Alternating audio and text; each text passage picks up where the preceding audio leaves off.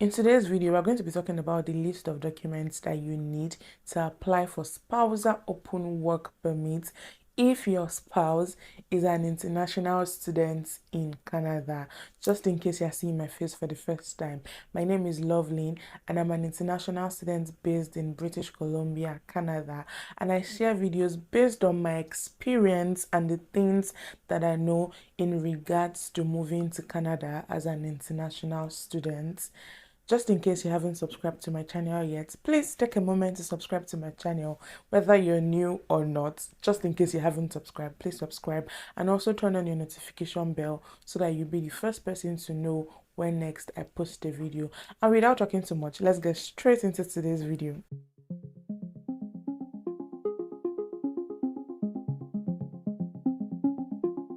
So just before I get deep into what today's video is about, let me briefly explain what spousal open work permit is. So spousal open work permit is a type of work permit given to your spouse or a common law partner based on the fact that you are the partner to that person, you already have like a temporary Canadian visa. It could be like maybe a work visa or a study permit. So when your spouse is applying, your spouse can apply for a spousal open work permit. And the good thing about spousal open work permit is, just like it's called open work permit, you are allowed to work anywhere you want to work with maybe few restrictions, but you're not just restricted to like a particular work. It's when you come in with LMIA that, oh, you have to work with whichever company is giving you the LMIA. But in the case of a spousal open work permit, it's an open work permit. No employer is bringing you in. You can come in and then start to employ and then start to apply for jobs yourself. I don't know if it makes sense, but that's that. Let's get straight into today's video, which is me talking about the documents that you need for you to be able to apply for spousal open work permits. So I'm going to categorize the documents that you need into your own documents, that is you, the applicant's document, and also the documents that your spouse who is in Canada already needs to provide, so that there is no confusion or anything. So I'm going to start with the documents that you need as an applicant for spousal open work permits. First thing that you need, definitely your international passport. You definitely need your international passport. You need the main page of the passport and also the stamped pages on the passport. So when applying for spousal open work permit, as much as proof of funds section is an optional section to fill up in your application, I recommend that you provide a proof of fund, show it. Based on my personal experience, that's why I'm saying that I recommend that you provide a way to show your proof of fund. Submit your last 6 months bank statement, submit your last 6 months pay slip from work, or last 6 months bank statement to show like your business has been running with maybe your business account or something. So if you've done your medical, you would definitely need to upload your medical slip, because when you're putting in your application, there's a section that says that asks if you've done a medical test in the last 12 months. If you have, you have to upload your medical slip. If you haven't, that's not a problem. You can go on with your application, and when you finally do your medical test, whichever medical center that you do your medical test will send back your medical results to IRCC, whether you raise a web form submitting it yourself or not. Another thing that you would need is a means of identification. You can submit your ID card. It's not necessarily important that you submit your national ID card or whatever ID card that you use in your country, because you're already submitting your passport, which is already like a major means of identification. So I would say submitting like a national ID card or any kind of ID card that your country recognizes is not exactly compulsory, but you can if you want to. So another document that I would recommend that you provide is your degree certificate. If you have a degree already, whether you have a bachelor's degree, a master's degree, a diploma, whatever certificates that you have, just something to prove that, oh, you've gone to school and you have like an educational background or degree, just to prove your education. You can also provide whatever degree certificates you hold in your name. So if you have a job, that you do back home, I'd recommend that you provide your job offer letter, your job appointment letter, your last promotion letter, your work ID card, and if it's a business that you run, provide your CAC, provide your work bank account, your work bank statements, just to prove, or sorry, I meant business bank statements, um business, your CAC, something to just show that your business is registered, something to just prove that you actually have a business back home. So whether it's a work that you do, whether you're employed by somebody or you run your own business, just gather everything that can show and prove that you have a work or you run a business. This document I'm about to mention, there's always a debate on it that, oh, should I do it? Should I not do it? It's not compulsory, so why should I do it? It's police character certificate. Police character certificate is not a compulsory document, but I recommend that you get a police character certificate. It's important, maybe not so very much important, but the reason why I said it's important is because when you get here, every job that I have gotten since I have gotten to Canada, most of the job they actually ask for my police character certificates from my country. Uh and I want to believe that the reason I ask is because they hold on to it and like they have it with them pending the time that they run their own criminal record on you and do their criminal checks on you.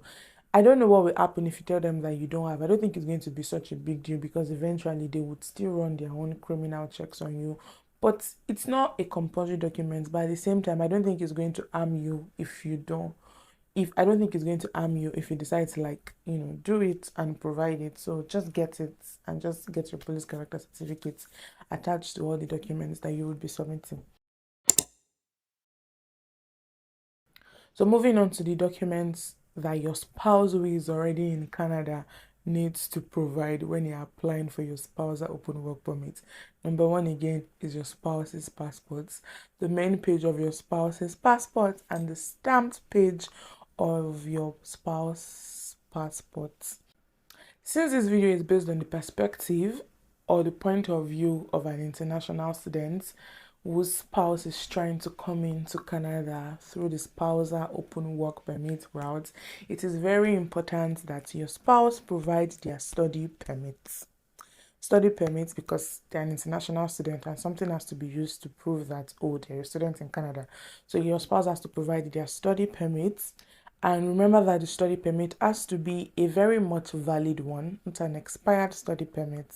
They need to provide their school identity card, their admission letter from their school, their letter of acceptance from their school. It's also advisable that your spouse gets a letter of enrollment from their school. There are definitely ways by which schools provide letter of enrollment. Check your spouse can check their school portal.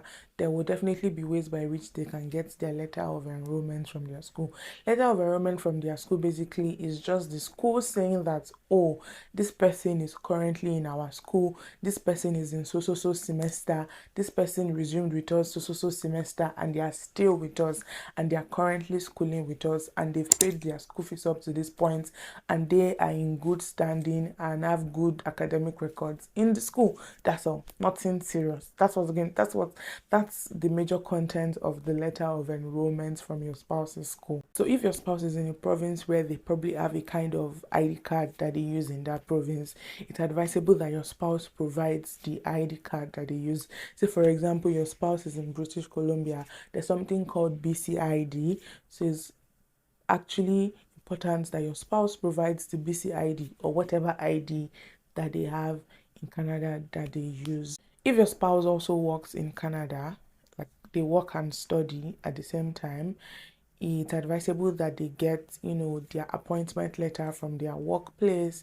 their last 4 to 6 months pay slip from their workplace, just to prove that, oh, they are also earning in Canada. So the documents that you both are going to provide together, which is important, your marriage certificates.